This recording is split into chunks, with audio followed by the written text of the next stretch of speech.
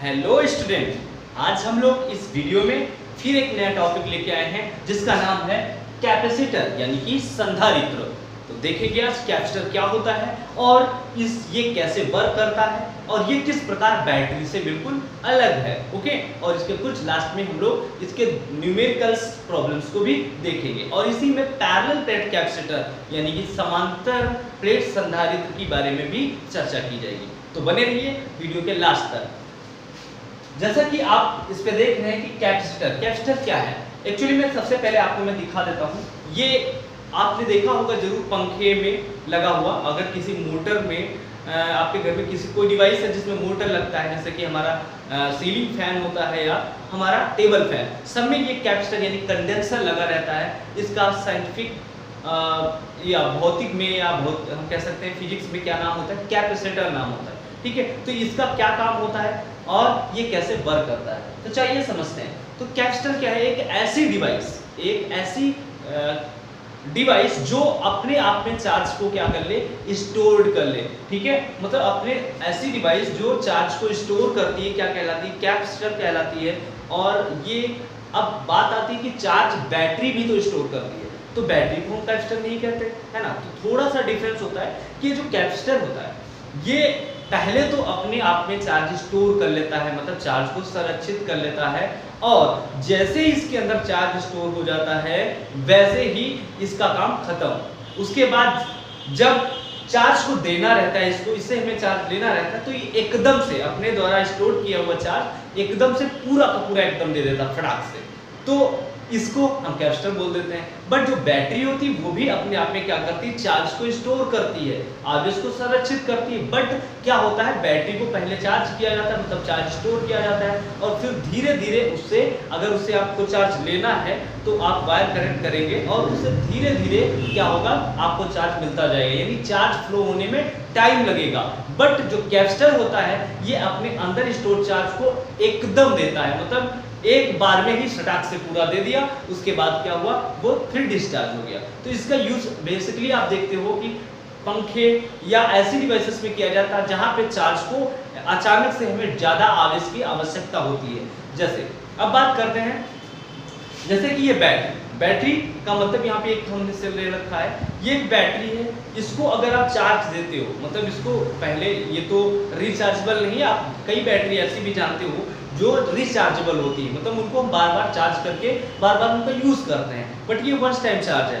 But इसको जब company ने चार्ज किया होगा तो चार्ज करने के बाद आप देखते हो इसका हम यूज अपने सेल फोन या घड़ियों में इनका यूज करते हैं, और आप देखते हो वो घड़ी कई दिन तक धीरे धीरे चलती रहती है, क्योंकि इसका जो चार्ज स्टोर होता है वो धीरे धीरे निकलता है। बट जो कैपेसिटर का चार्ज होता है इस तरीके का, इसको अगर आप अभी इसको किसी प्लग में लगाएंगे और 1 सेकंड के लिए इसको चार्ज कर ले, फिर इसको टच करवाएं तो चट से आवाज आएगी, उसके बाद ये बिना इसका चार्ज पूरा खत्म हो जाएगा।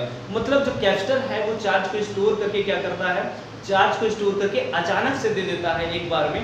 बट जो बैटरी होती है वो चार्ज को स्टोर करके धीरे धीरे फ्लो करवाती है। तो ये रहा बैटरी और कैपेसिटर में अंतर। तो कैपेसिटर क्या है, is an electric device which can store the charge, store the sufficient charge without changing the shape and size. मतलब किसी कैपेसिटर एक ऐसी डिवाइस है जिसके आकार में परिवर्तन किए बिना ही हम उस पर और ज्यादा चार्ज रख सकते हैं। ओके, अब इसका यूज पंखे में क्या होता है तो ये चीज देख लेते हैं, क्योंकि देखो पंखा जैसे आपने ऑफ करते हैं तो पंखा ऑफ हो जाने के बाद क्या हो जाता है, रुक जाता है।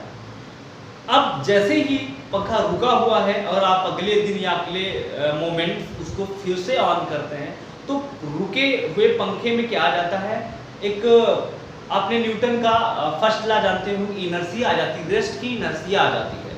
ठीक है, जड़त्व आ जाता है, जिसकी वजह से पंखा रुका रहना चाहता है। इसको मोशन में लाने के लिए बहुत ज़्यादा फोर्स की, बहुत ज़्यादा करंट की आवश्यकता होती है। बट जो हमारे घर में सप्लाई आती है वो इतनी सफिशिएंट नहीं हो पाती है जो इसको अचानक से, मतलब इसको चलाने में सक्षम हो पाए, पंखे को घुमाने में सक्षम हो पाए। तो करना क्या रहता है, जब उसमें कैपेसिटर लगा देते हैं, ये कैपेसिटर जैसे आप स्विच ऑन करते हो ये कैपेसिटर पहले जब आपने ऑफ किया था तो चार्ज करके उसमें लटक रहा था, लेकिन जैसे आप ऑन करते हो वैसे ही कैपेसिटर क्या करता है, अपने अंदर का स्टोर चार्ज फटाक से एकदम पंखे को देता है और पंखा अचानक से झट से नाच जाता है, और एक बार उसकी इनर्शिया ब्रेक हो जाती है, यानी वो मोशन में आ जाता है, फिर उसको मोशन में लाने के लिए हमारी सप्लाई एप्लीकेबल होती है। ओके, तो ये रीजन होता है। बट बैटरी में हमें अचानक कोई चीज नहीं चलानी रहती, उसको धीरे धीरे फ्लो करवाना रहता है। ठीक है, उसके बाद हम जानेंगे कि संधारित्र कैसे समझेंगे, ये अपने आप में चार्ज को कैसे स्टोर करता है, कैसे अपने आप में चार्ज रख पाता है,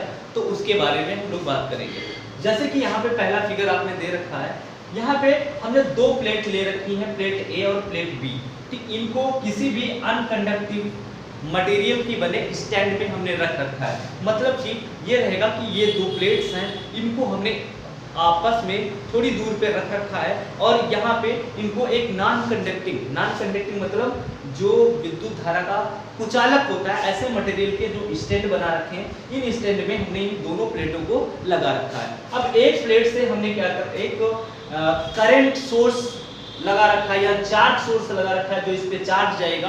अब यहाँ पे हमने एक कह सकते हैं वोल्ट मीटर लगा लेते हैं, जिससे हमें ये पता चलेगा इसका पोटेंशियल कितना है। एक ऐसी वो रीडिंग ना देके आपको ये दो पत्तियां नजर आ रही हैं, मतलब इनका जितना फैलाव होगा इसका मतलब उसमें पोटेंशियल उतना ज्यादा होगा, वोल्टेज उतना ज्यादा होगा। क्लियर? तो जैसे ही आप इसको चार्ज देते हैं, सपोज दैट मैंने इसको एक क्या दे दिया, प्लस क्यू चार्ज दे दिया। जैसे ही प्लेट ए को आप प्लस क्यू चार्ज देते हो, वैसे हमारी पूरी प्लेट पे चार्ज डिस्ट्रीब्यूट हो जाता है, जैसा कि हमने प्लस प्लस करके दिखाया हुआ है। मतलब किसी संधारित्र की प्लेट को जैसे ही आप किसी चार्ज सोर्स से जोड़ते हैं, किसी बैटरी से जोड़ते हैं चार्ज करने के लिए, तो क्या होता है, उस पे चार्ज डिस्ट्रीब्यूट हो जाता है, पूरी प्लेट पे पॉजिटिव चार्ज आ जाता है। इस प्लेट के अगर हम इसके बगल में दूसरी प्लेट भी रखे हुए हैं, तो क्या होता है, इस चार्ज की वजह से दूसरी प्लेट निगेटिव चार्ज होने लगती है, मतलब निगेटिव, उस पे निगेटिव चार्ज आ जाता है, तो इनके बीच क्या हो जाता है, पोटेंशियल डिफरेंस प्रोड्यूस हो जाता है, इनके बीच एक विभव उत्पन्न हो जाता है। ठीक, जो कि इस पत्तियों का फैलाव आप देख रहे हैं कि इसके अंदर कितना पोटेंशियल है। क्लियर?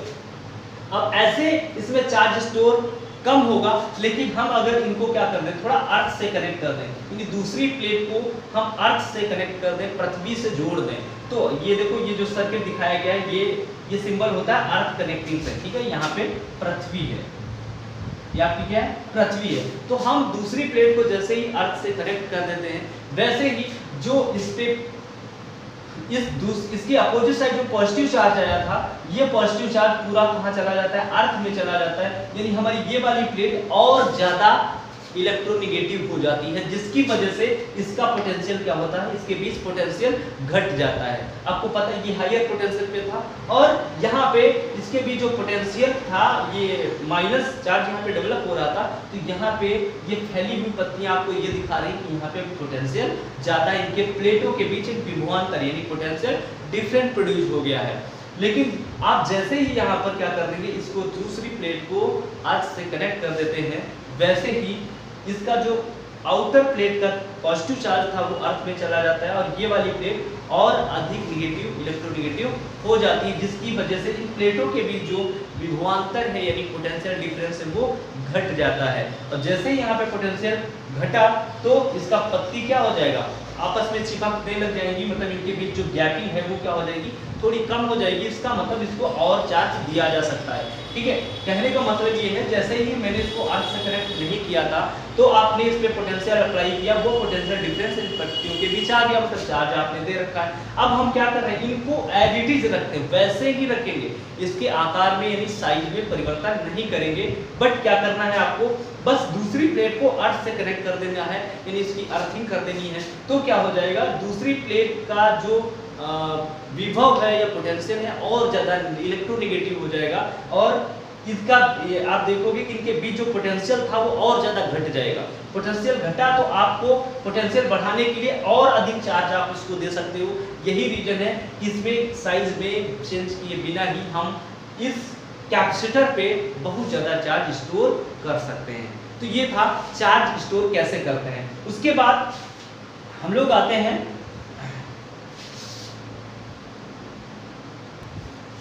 अब यदि हम मान लें कि हमने इन प्लेटों पे कितना चार्ज दिया था, Q चार्ज दिया था, इनके बीच जो पोटेंशियल प्रोड्यूस हुआ वो कितना हुआ, सपोज दैट ये V पोटेंशियल हो गया, ठीक है। हमने चार्ज इस पे कितना दिया है, प्लस Q दिया है हमने, और इनके बीच पोटेंशियल कितना प्रोड्यूस हो गया, V प्रोड्यूस हो गया। तो इसकी कैपेसिटी को हम लिखते हैं कैपेसिटी ऑफ अ कैपेसिटर, यहाँ पे लिखिए capacity of a capacitor equals to C equals to what, V upon Q, that is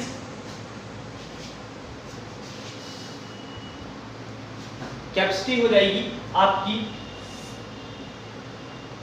Q upon V,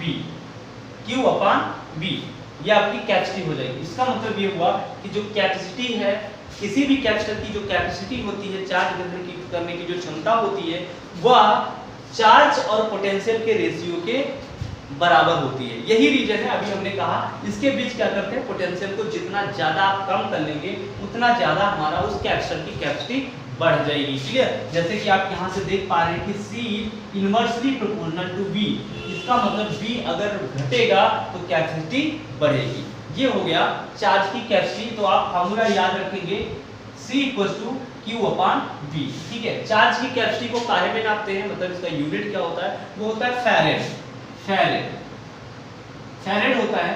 और अक्सर हम जो न्यूमेरिकल्स प्रॉब्लम्स होंगी उसमें जो वैल्यू लिखी रहेगी, यानी जो कैपेसिटी दी रहेगी, वो होती माइक्रो फैरेड में, ठीक है। आपको वहां पर म्यू सी लिखा रहेगा, सॉरी म्यू एफ का मतलब है माइक्रो फैरेड। तो वहां न्यूमेरिकल्स प्रॉब्लम में हम क्या करेंगे कि माइक्रो फैरेड को फैरेड में बदलेंगे 10⁻⁻⁶ से मल्टीप्लाई करके, ओके।